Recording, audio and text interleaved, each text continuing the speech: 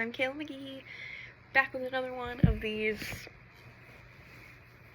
videos, and this is for a Module 2 project, and I'm very excited to be doing this one. So, basically we got to answer a question like we usually do. Dang, I really look like Merida right now. My hair is fluffy as ever, but we're gonna keep going. So, basically, I get to answer a question, and my question that I answered was, why did the U.S. enter the Great War, and was the U.S. entry justified? And so I pretty much backpacked off my Module 2 outline, and I added more quotes into it from different resources. I now have 4 resources, like it said it needs to be, and I'm doing the video portion, like I usually do, because I just like making these videos for you, and you watching them and liking my commentary. And so I should name this, like, Kaylin's Corner Commentary on History. I'll figure it out. I'll make a name for it and then put it, like, edit it up here for, like, my final project or something. But yes. So, the United States entry into World War I in April 19th marked a significant turning point in both the conflict and the nation's role on the global stage. The following events led to the United States to enter the Great War, reshaping its foreign policy and signaling the beginning of its emergence as the world of power. And as I usually do, I am looking at notes to the now right of my screen. It's usually the left, but now right of my screen, and I will be posting all of these notes in with the project. And so yeah. And I have very bad eyesight, so if I look like this, that's just me reading. I'm going to try not to read a lot, but we'll see how it goes. So, the first one is from American Yawp, Yawp, whatever. And I'm using the quote, we'll use this one.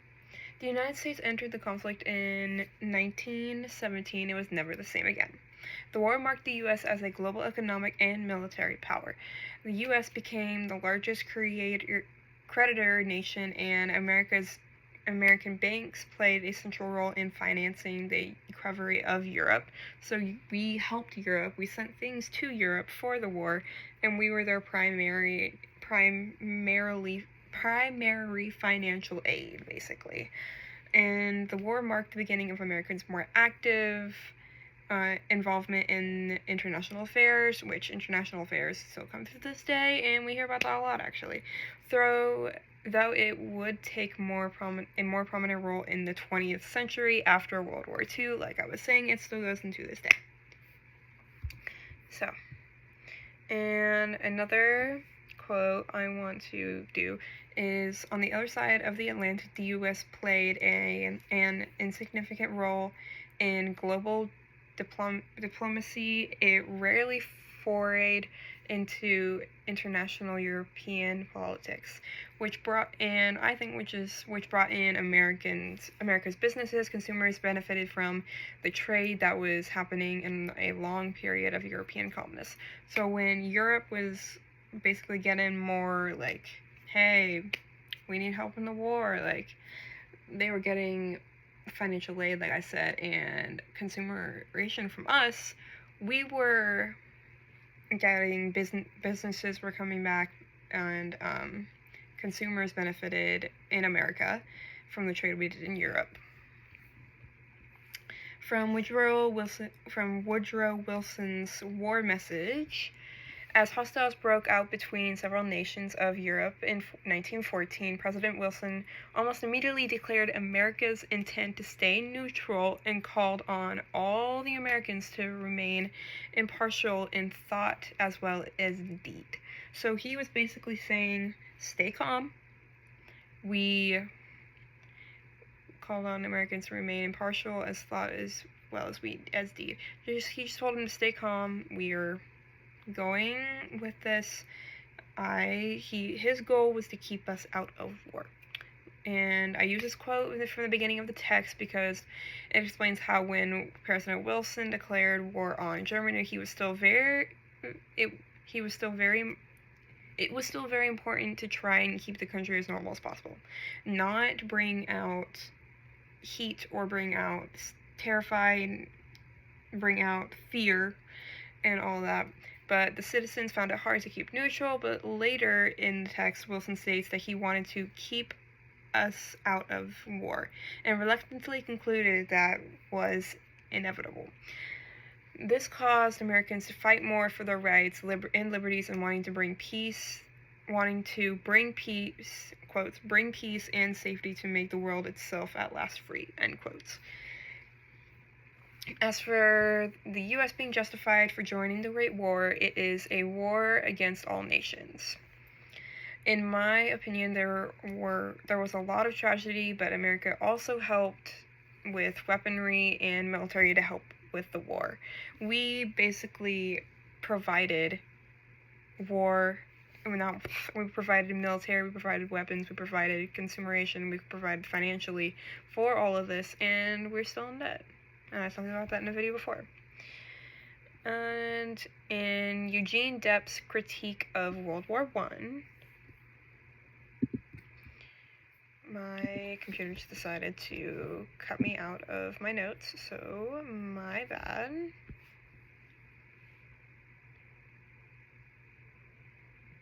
This is a very bad time for my notes to be doing this to me. Okay. In Eugene Depp's critique of World War I, the working class have never yet had a voice in declaring war. Debs declared, "If war is right, let it be declared by the people, you who have your lives to lose." Those were dangerous words. In June of 1918, World War I was nearing its climax, with American soldiers fighting their first major battles and resisting Germany's all-out drive toward Paris. The U.S. government worked hard to suppress opposition to the war, portraying it is a fight to make the world safe for democracy. And that was quotes.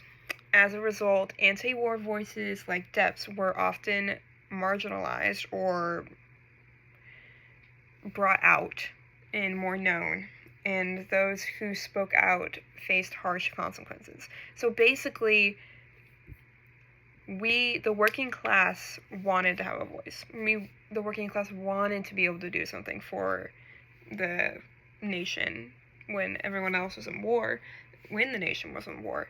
But when they did speak out, they were scrutinized. Crazy. The labor movement was also played a key role in the anti-war segment. Many workers, especially those in the industrial and agricultural sectors, felt that the war benefited the elite while they were left to suffer the costs.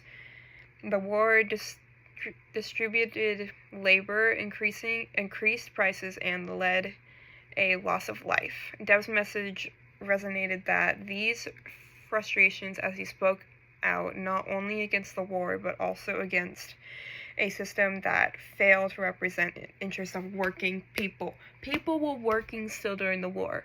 There was fear. There was, as Wilson didn't want it, but there was fear. There was a loss of financial aid from America because we were giving financial aid to Germany. We were giving financial aid to people that we were going into the war to protect. But in reality, we were just trying to give them finances so we get finances back. But that is a whole other can of worms that I could open. So Brian resigns. The next one is Brian resigns amid neutrality conversary. I can never say that word.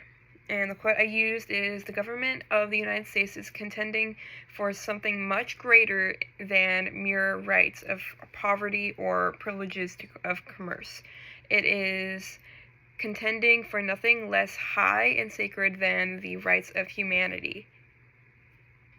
For nothing less high and sacred than the rights of humanity, which every government honors itself in respecting, and which no government is justified by resigning on behalf of those under its care and authority." Every government honors itself in respecting and which no government is justified in resigning on behalf of those under its care and authority. And in this message basically brings together President Woodrow Wilson's war message to Congress on April 2nd, 1917, in the middle of the war, when we went into the war. In 1917, when we went into the war, when the government was saying they weren't going to help. When he made the case for the United States entering World War I, in the speech, Wilson framed the U.S. decision to join the war not simply as a matter of national self-interest, like that we wanted to join the war, but as a moral crusade, that we were getting something in benefit from joining the war. He justified America's entry into the war by elevating it to a higher, most universal cause, the protection of human rights and the principles of democracy.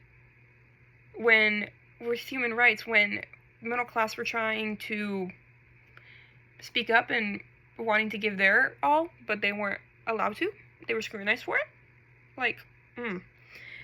Woodrow Wilson's speech resonated with American ideals of freedom, justice, and the protection of individual rights. But you weren't letting them speak. You weren't letting them freedom of speech. You weren't giving them their individual rights. The United States had such a long tradition of viewing itself as a defender of liberty and a champion of democracy. Some of us can. By framing the war as a battle for the rights of humanity, Wilson was tapping into these deeply held national values and rallying the American public to support the war effort. When in reality, America didn't want war. The citizens didn't want war.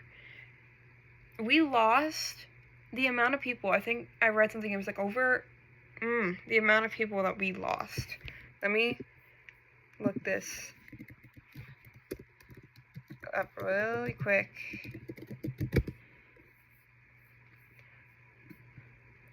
During World War I, a total of 116,516 American military personnel died, including 53,402 battle deaths and 63,114 deaths from accidents or disease.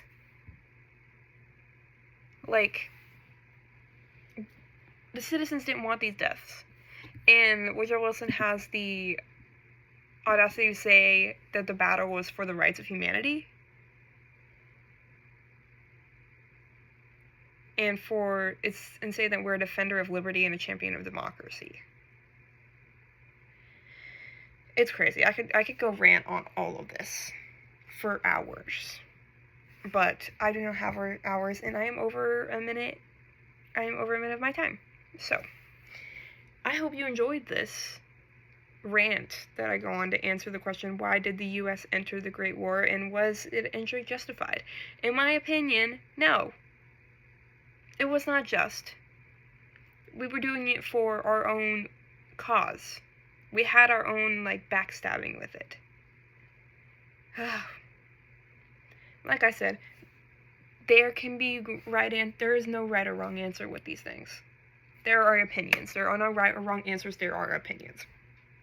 But yes, I hope you enjoyed this video of me ranting, and this has been Kaylin's Corner of History. I'll figure out a name. But yes, I'm Kaylin McGeehee, and thank you for watching.